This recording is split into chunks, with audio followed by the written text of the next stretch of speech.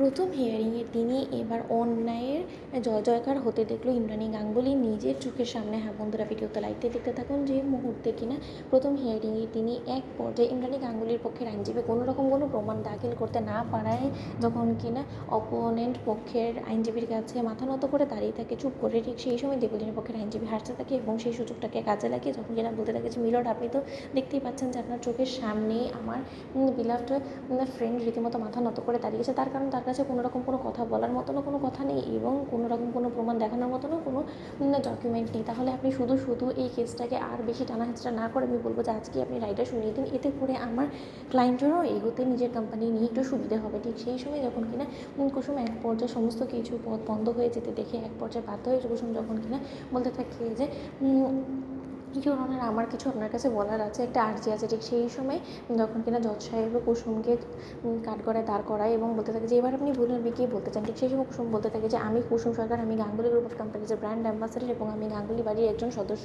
আমি আমার দেবী মায়ের হয়ে আপনার কাছে শুধু এতটুকু অনুরোধ করতে চাই যে প্রত্যেকটা মানুষই তো নিজেকে প্রমাণ করার জন্য একটা সুযোগ অন্তত পায়। আপনি আমাদেরকে আর একটা সুযোগ দিন, আর একটা দিনের অন্তত আপনি আমাদেরকে সময় দিন। এর মাঝখানে আমরা যদি কোনোভাবে আমাদের এই লোগোর প্রমাণ না দেখাতে পারি, তাহলে আপনি যে রায় শোনাবেন আমরা সেটা মাথা পেতে নিতে রাজি আছি। ঠিক সেই সময় দেবলীনের পক্ষের আইনজীবী যখন কিনা আপত্তি করে বলতে থাকে যে মিলর্ড, এটা তো রীতিমতো আমার মনে হয় যে আপনি বায়াসড হয়ে যাবেন যদি কোনো মতে আপনি এখন ইন্দ্রাণী গাঙ্গুলির বাড়ির ব্র্যান্ড অ্যাম্বাসেডারকে আপনি কোনো মতেই আর একটা দিনের সুযোগ দিন, কারণ এটা তো ওপেন অ্যান্ড শর্ট কেস। কারণ এখানে তো কোনো রকম কোনো আর কোনো আমার মনে হয় না যে সন্দেহই রয়েছে যে আমার ক্লায়েন্টের কাছে যে সম্পূর্ণরূপে লিগ্যাল রাইটস আছে যে এই লোগোটা ব্যবহার করার, এবং ইন্দ্রাণী গাঙ্গুলি যে দিনের পর দিন অন্য কোম্পানির লোগো ব্যবহার করে নিজে ব্র্যান্ডিং করছিল সেটা তো সুস্পষ্ট, সেটার প্রমাণ আমি দিয়েছি এবং আপনি চাইলে আমি আরও একটি প্রমাণ দিতে পারি। ঠিক সেই সময় দেবলীনা পক্ষের আইনজীবী যখন কিনা একটা পেন ড্রাইভ দেয় এবং সেই পেন ড্রাইভটা যখন কিনা মীনাক্ষী দেবলীনাকে দেয় এই কেসটা জেতার জন্য, ঠিক সেই সময় মীনাক্ষী দেওয়া সেই পেন ড্রাইভের প্রমাণটা যখন কিনা